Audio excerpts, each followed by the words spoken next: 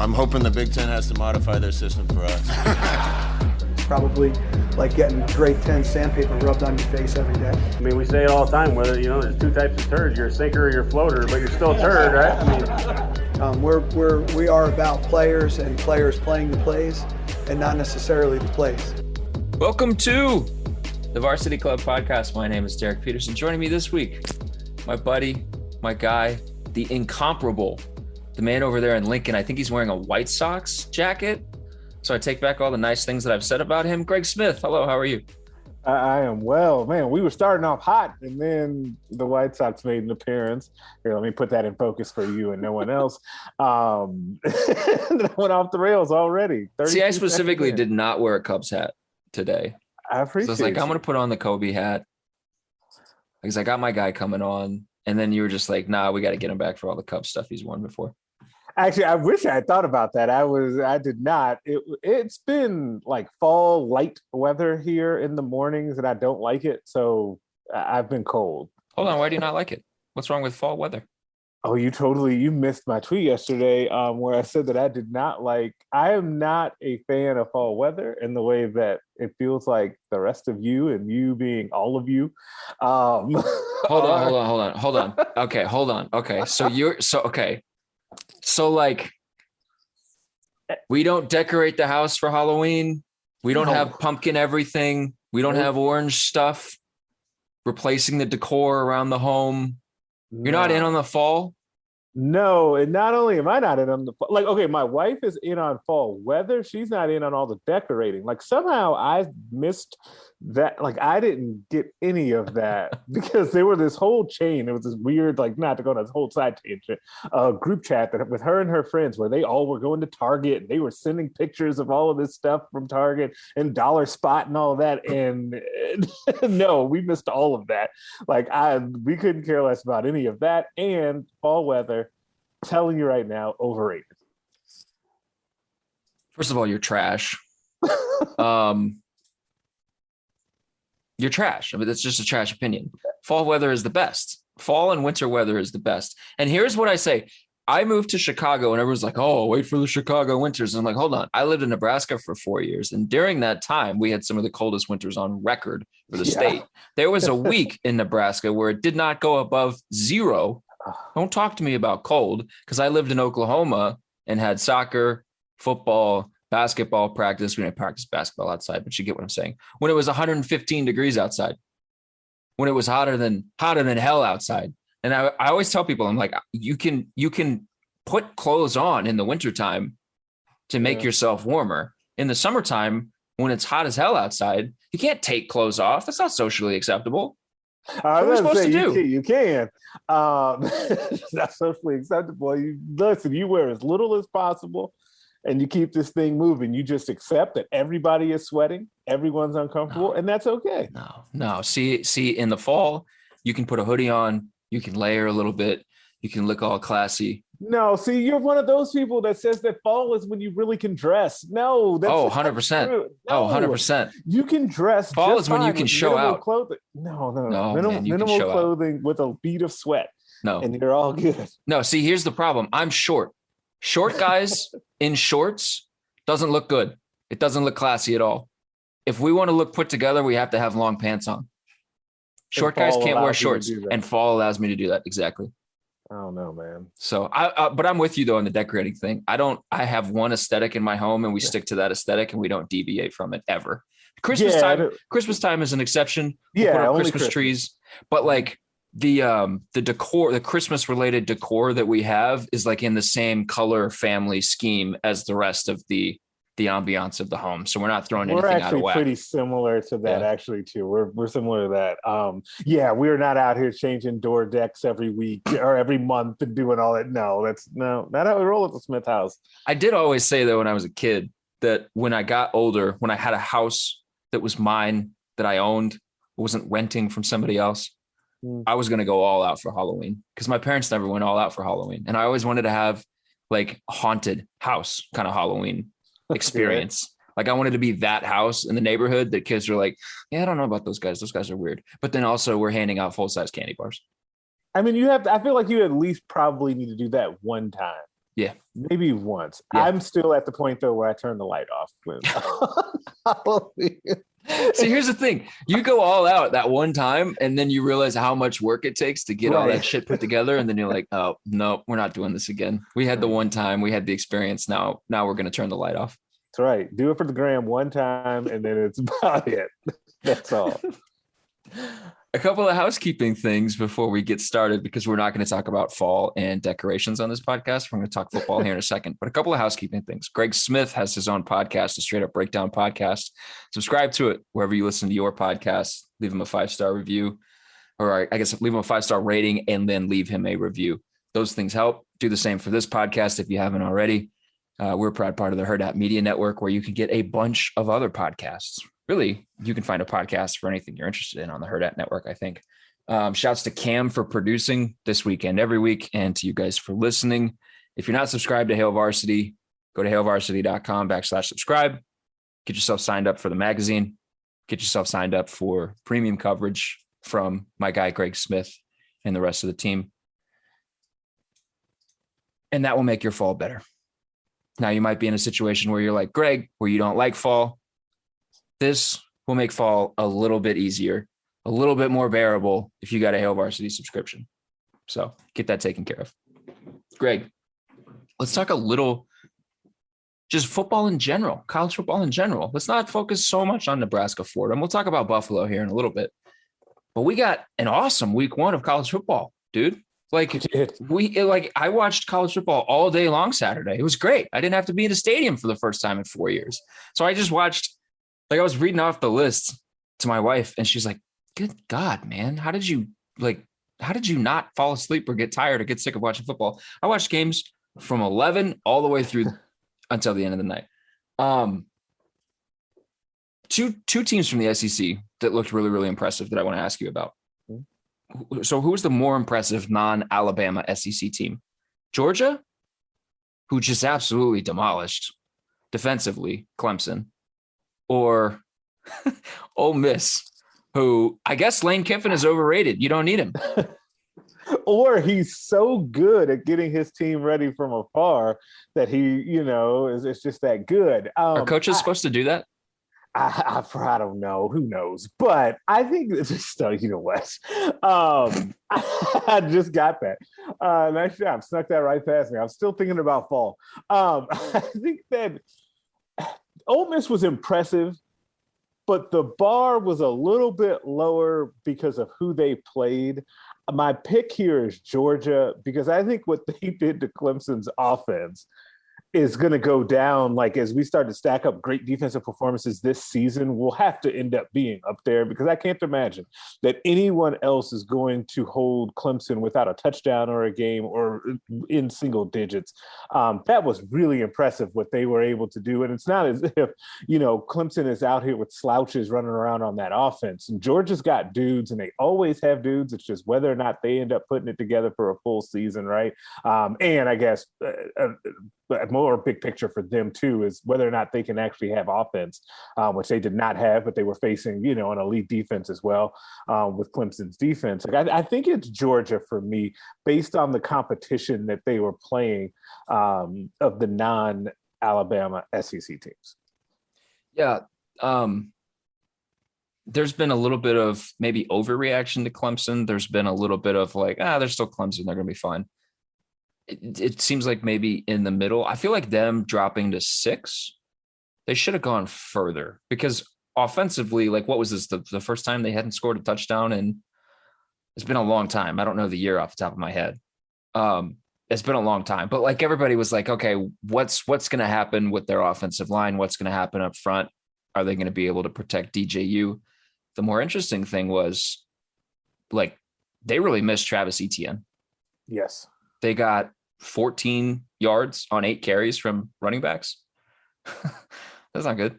That's Nebraska level right there. That was actually the first thing I thought of, unfortunately. But I guess the other side of it is, like, Georgia defensively.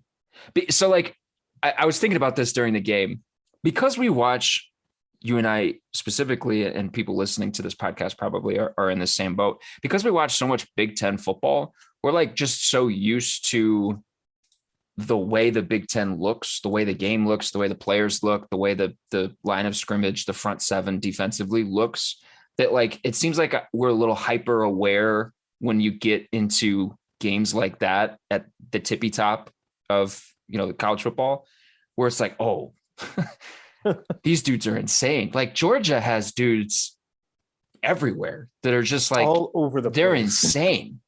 The 247 talent thing that came out before the season started that said they have 19 5-stars on their 85-man scholarship roster. They are absolutely stacked. And if I'm not mistaken, they don't play Alabama in the regular season. This feels like a year where, unless something terrible happens, or I guess, they only scored 10 points. They didn't have an offensive touchdown either. So maybe Kirby Smart will Kirby Smart again. But this seems like the year where we could have 2 SEC teams in the college football playoff. Yeah, I pulled up their schedule quick, and it's pretty dang favorable. Yeah, they don't catch Alabama.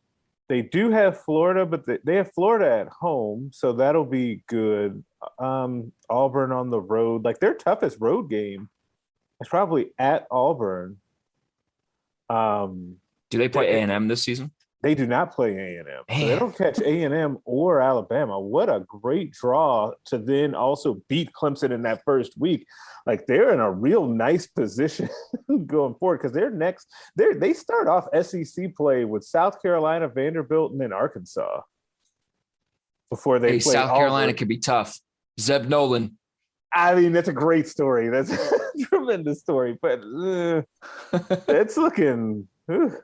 They got Charleston Southern in there for their end of season cupcake game. But yeah, the thing about Georgia though, can they score enough points? Now it may not matter with this schedule because they'll be able to work the kinks out.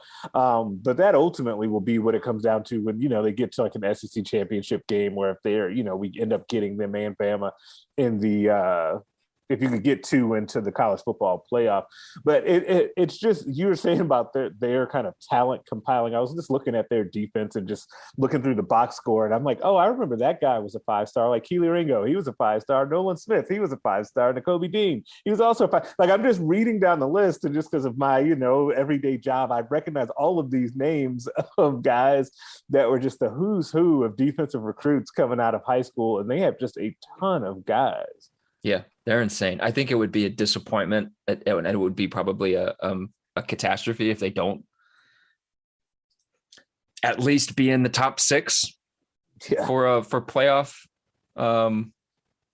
seeding. I guess at the end of the season, if they're not like right there knocking on the door, it'll be a catastrophe of a season. But like, I was talking to my brother, and then I put out college football playoff predictions before the North Carolina game, and North Carolina was one of them. And then 5 hours later, North Carolina lost. So maybe don't listen to me very much, but I had Georgia in there too. And it seems like with them, it's like, okay, you got Todd Monken and JT Daniels, so you should have a at least an average spread style offense. Mm-hmm. Don't mess it up, Kirby. Let's move to Big Ten, Pac-12 this weekend. There are 2 interesting games, 2 headliners really of the slate this weekend. Ducks, Buckeyes, Oregon, Ohio State. That's Fox's big noon game. And then the ABC game in primetime, Michigan, Washington. Which one is a more interesting matchup to you? To me, it's Ohio State versus Oregon. And it's because, to me, I feel like the stakes are higher in this one. I really think that both teams have something to prove in this game to like the national stage. Like, I still feel like Oregon is a program that has been very good under Mario Cristobal that doesn't quite get mentioned with the other programs that it probably deserves to at this point, given the performances that they've had in the Pac-12 over the last couple of years. And then even though Ohio State is obviously mentioned among the college football elite, and deservedly so, like, I think this group is hungry to prove that they belong in that group, including having a new quarterback in CJ Stroud, which you're going to have to, continue to see how he continues to progress over the season. But I really find that matchup to be intriguing. I hope, just as a fan of watching college football, that the Ducks are healthy enough in that game, and that doesn't become a big factor as to, what ends up happening in that one, especially considering Kayvon Thibodeau, who might be the best defensive player in college football. did he miss the first game of the season or is expected to maybe be limited in this one? Like, I hope he's okay and can go. But I'm really intrigued by that Oregon-Ohio State game. I disagree with you because I think the Washington-Michigan game is the more intriguing for the exact reason you said you think Ohio State-Oregon is more intriguing. Because I think the stakes on that game, Washington lost to an FCS team to open the season. Like they were a trendy team to be like, well, this team might win the Pac-12. I really like Jimmy Lake. And then Michigan, everybody's trying to fire Jim Harbaugh all the time. They start out 1-0. They look good with a win over Western Michigan. Cade McNamara doesn't have to do too much. 9 for 11, 2 touchdowns for him. They lose Ronnie Bell, which sucks for people that just like watching good football. But like that one seems like, if Michigan can start 2-0 against a Washington team that people will still probably feel like is a decent team when we get towards the end of the year. Michigan's got a bear of a schedule down the stretch. They've got at Michigan State, at Penn State, Ohio State, at Wisconsin, at Nebraska. A lot of tough games on the road. If they can pile some wins up here and look good in the process early on, maybe some of the Jim Harbaugh crap can calm down. We'll see. That game will be interesting, I think. Both of them will. I really like. Yeah, both of them I'm looking forward to. But I'm surprised you disagreed. I like that they're not at the same time, so that I can space it out. It felt like there were so many great games on at one time last Saturday that I was just constantly channel surfing. I felt like they were going, but it was all day long, like you mentioned. Like it just really, and especially I think what helped, especially people in this neck of the woods about the yours now too, the Big Ten footprint about all the Big Ten games that played last week and kind of having one in each window was really nice as well. So like it was a really good opening weekend. What is your hottest week one overreaction? This can be any team anywhere. It doesn't have to be Big Ten, doesn't have to be Nebraska specific. What is your hottest week one overreaction? The best take that you got?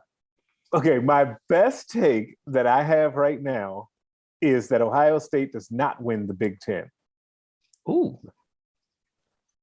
And I started when we were talking about the Oregon matchup this weekend. I threw in there, it was going to be a throwaway, that we have to see how the quarterback continues to progress. And I understand that they've got 2 top 15 picks at wide receiver, so that makes it a lot easier.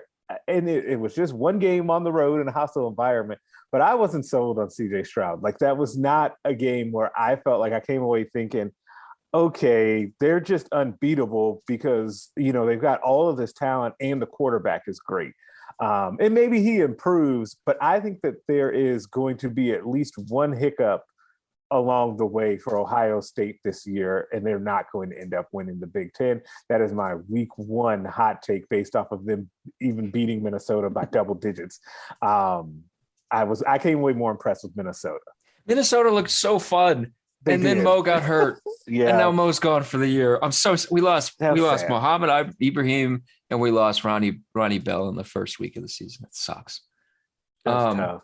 My hottest take, and then we will move on. I'm just going to say it, even though I think LSU sucks.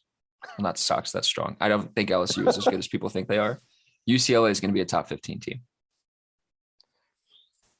That'd be interesting for a lot of reasons, but to see the super slow burn that they've had out there and for it to actually take off would be weird in a way because it just doesn't typically happen that way in college football. You usually see some more signs of life early on, but that would be really fun. They were, it looked like fun Chip Kelly again. Yeah, that run game is good. But again, don't listen to me because I thought North Carolina was going to make the playoff and then they lost to freaking Virginia Tech. Yeah, you were on the Sam Howell hype train. Dude. So hard. And then no one else on his team was. His offensive line bet against him. It was insane. That was rough. Let's do a little game of fact or fiction. One of them is going to be Iowa specific. So Hawkeye haters, skip ahead a few minutes. One of them is Nebraska specific. Fact or fiction. And this plays in with your take just a couple minutes ago. Iowa is the second best team in the Big Ten. I'm going to go fiction on that and say that it is Penn State. I really like Penn State's defense, but I feel like Penn State is the same as what I just said about Georgia, and that I could bet on that defense all day long. I don't know about the offense, and in Penn State's case, specifically the quarterback. So we'll kind of see on that. But I'm gonna stick right now, subject to change, with Penn State and not Iowa as the second best team in the Big Ten. Okay, you don't have Ohio State winning the conference. You don't have Iowa second or first. There's no way Wisconsin is going to win the conference.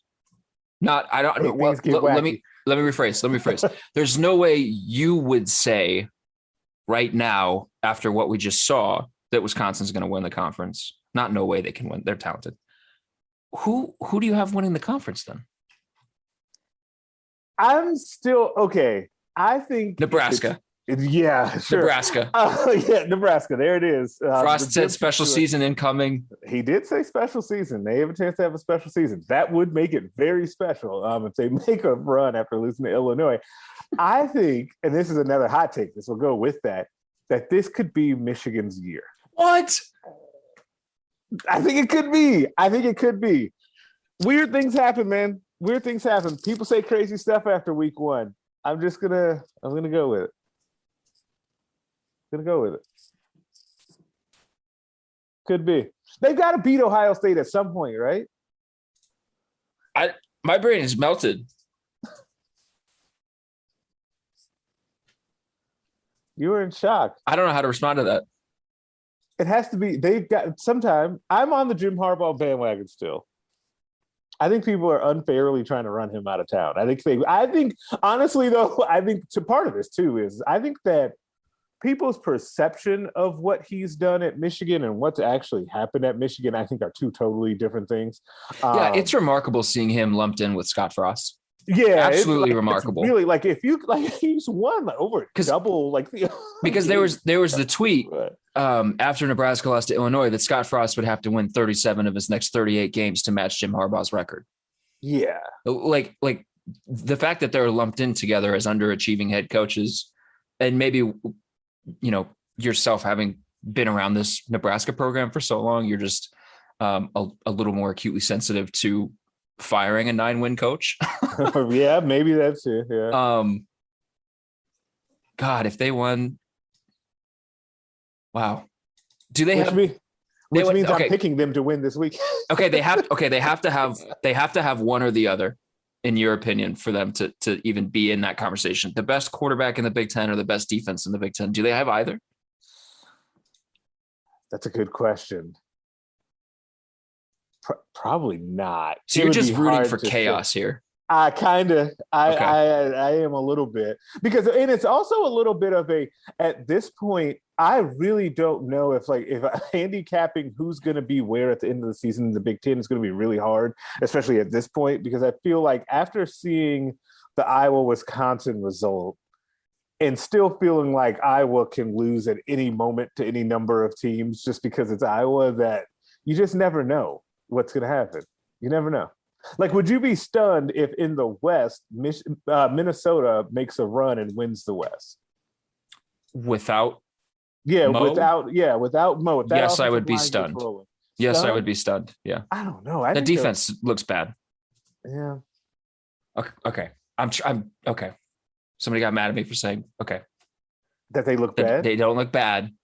The defense looks gettable. Looks like you can get that defense. Okay, they look gettable. I like that. That's a good way. I'm going to start using that. Just trying to change my lingo because people don't like the way I talk, apparently.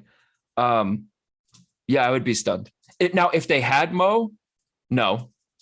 Brandon Vogel, our editor, who's really high on Minnesota coming into the season, was kind of winning me over to his side. But without Mo, the defense just looked gettable. Okay. Ohio State's defense looks gettable too. Yeah, they really do. To be fair. And that's gonna need to become a conversation here shortly, because there's no reason for their defense to be at that level, given the talent and the way that they have a ton of talent on that defense. But the thing is the one problem is you essentially go from the Bosa brothers to Chase Young to now Zach Harrison, and even if Zach Harrison is good or are really good, it's hard to be those guys, right? Where you're just like a complete disruptive force.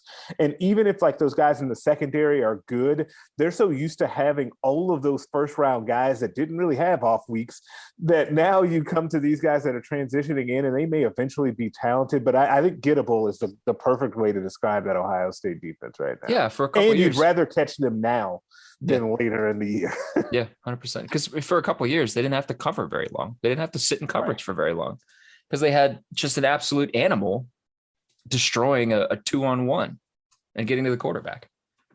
My question to you, fact or fiction? I was Big Ten second best team. You said fiction. I say fact because I still think Ohio State, in terms of talent, is the best team in the conference. I don't know.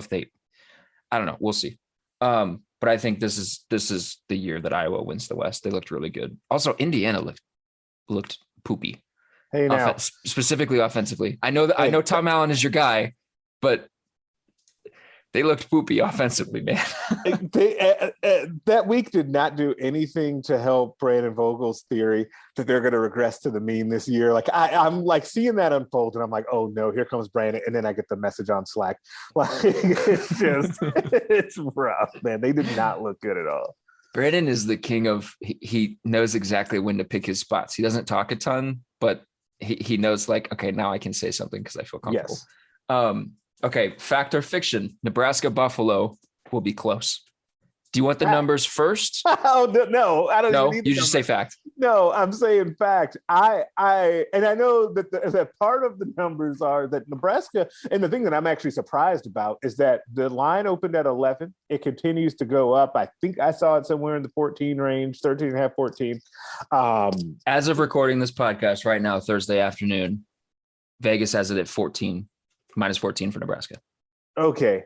I find that to be suspect, I guess I would say, because how many times has Nebraska covered a number that big under Scott Frost? Like it can't be very many times. I would say you could fit it on one hand. Yeah. And so but you also about the same amount of times has Nebraska been a double-digit favorite and then just outright lost. So this is the thing. I had a family member bet on Nebraska to cover against Illinois, and they also bet on the over-under. And I said, look, here's the deal. For the rest of this season, don't touch Nebraska games with a 10-foot pole. Just don't do it. Just don't bet on them. Particularly if they are a double-digit favorite, don't touch it. Don't touch it. I wouldn't do it at all. I just don't feel comfortable saying that they would cover that. Like I think it's going to be a close game. And I think that we'll have another game getting into the fourth quarter has started and it's uncomfortably close. Yeah. I think that's where we're going. Bill Conley's S&P Plus.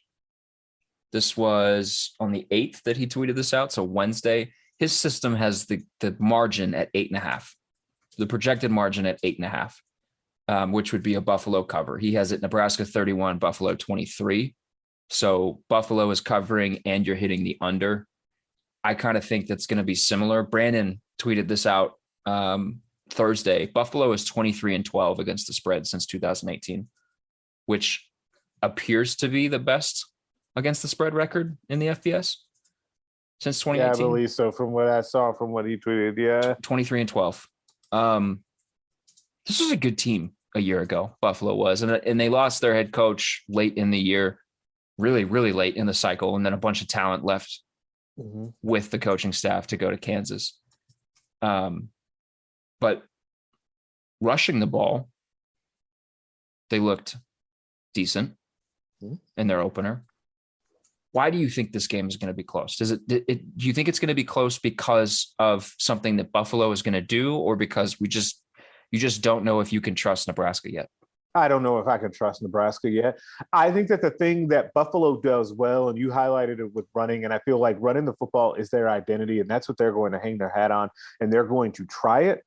I don't know if that's the best recipe for beating this Nebraska team, like the way that they're currently built, because I do think the Nebraska strength is stopping the run.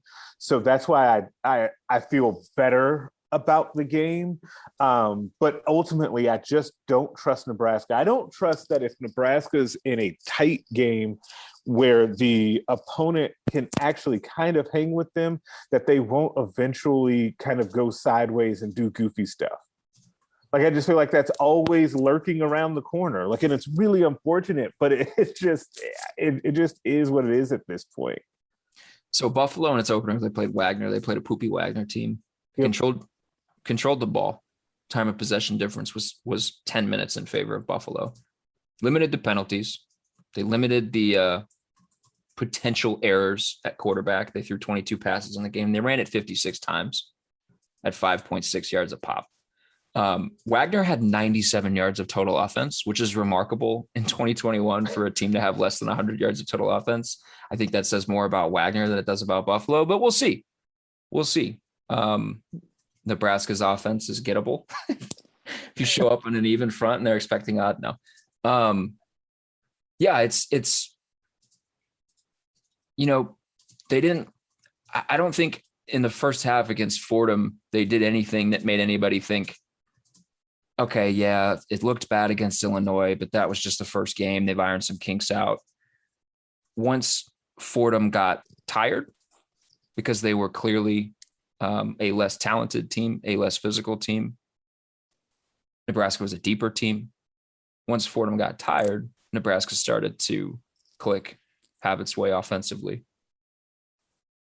Defensively, Nebraska looks about as I expected them to look so far through the first two games, but offensively, I just don't know if they did anything against Fordham to sort of calm anything down. Would you agree with that?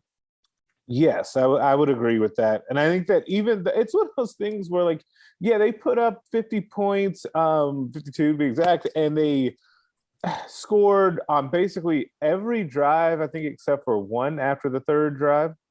And that went well into, like, Logan Smothers coming into the game. But do you come away from that game thinking, man, they just look great on offense? Or do you come away from the game thinking that they just kind of wore Fordham down? Because one of the things that Mike Babcock noted before the game to me, because I now sit next to him in the press box, it was great, the wealth of information. So I'll be dropping knowledge from Mike all season long. But this time I'll credit him, was that he noticed that Fordham just had such, like, fewer players than Nebraska. Like, we're looking at the sideline. He's like, where's the rest of their team? Like, right at kickoff, he goes, eventually Nebraska's just going to wear them down, which, I mean, you can only do what you're supposed to do in the game. And, that's one way to go about it. But it's not as if Nebraska came out there just, like, blowing holes wide open with the offensive line. And then there goes Savion Morrison streaking down the field, on a running play. Like, that's not how it felt like they were getting their points. They were still kind of methodical drives, most of them. And so you just don't come away from that feeling like, man, that offense just looked amazing in that game. Yeah. But you are right about the defense. I think the defense did what they're supposed to do. Yeah. I think there are two running backs that should get the bulk of the carries going forward. I think it should be Marquise Stepp and Savion Morrison.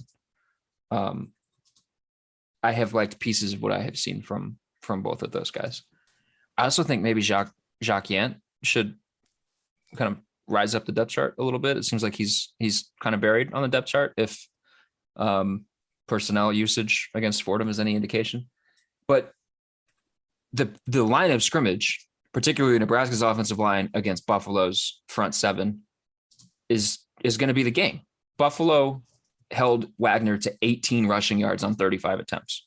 Now, again, Wagner, poopy team, physical advantage in favor of Buffalo.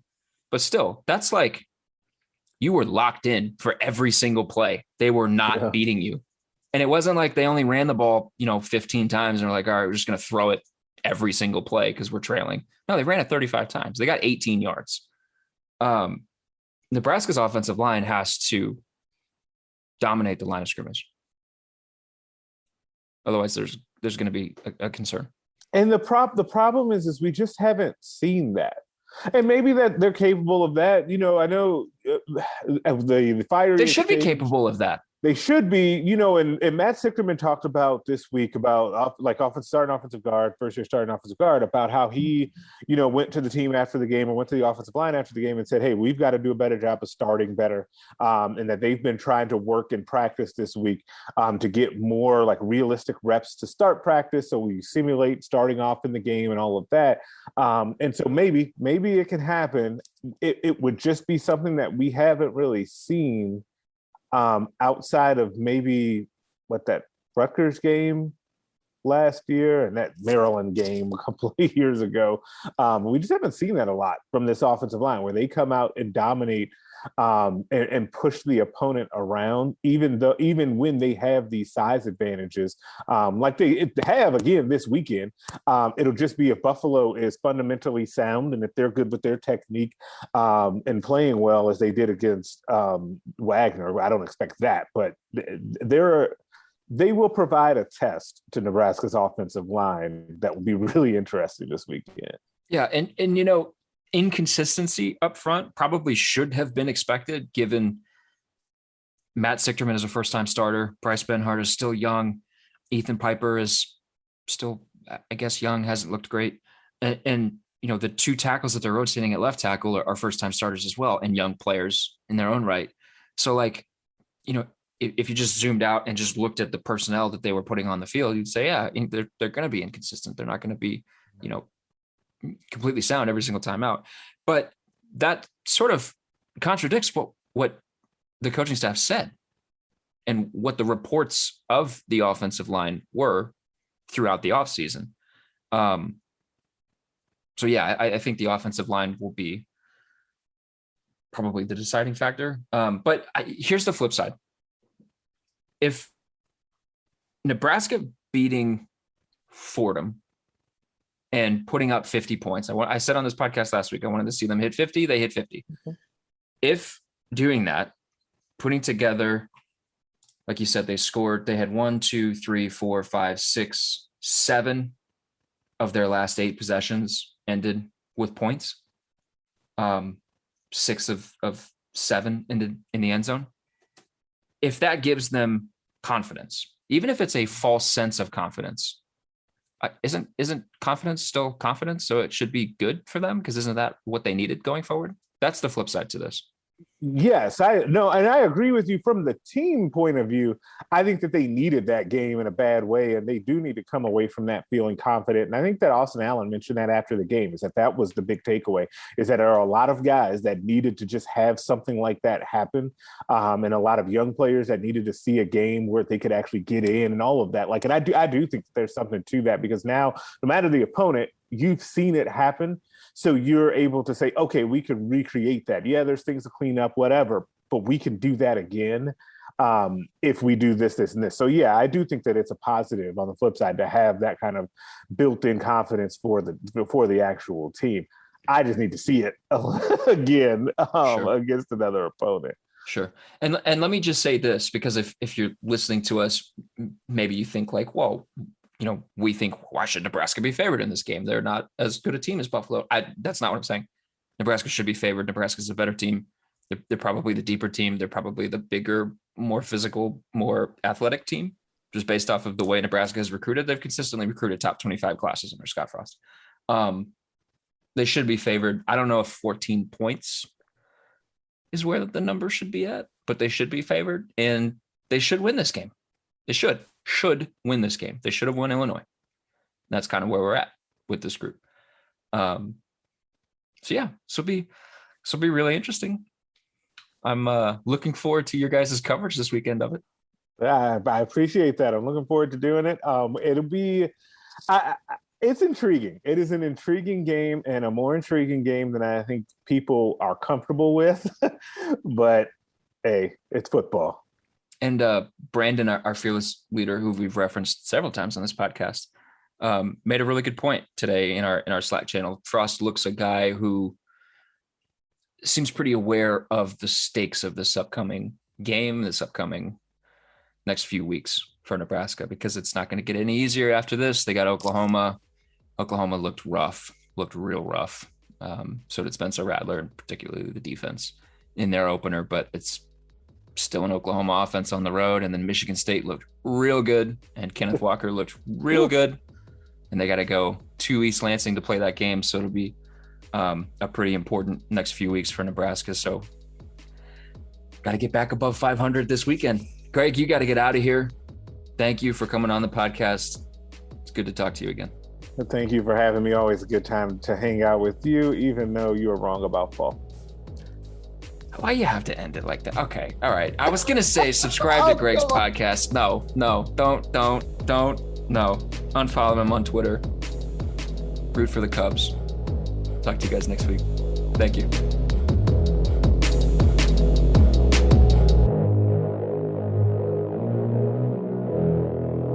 A Hurrdat Media Production.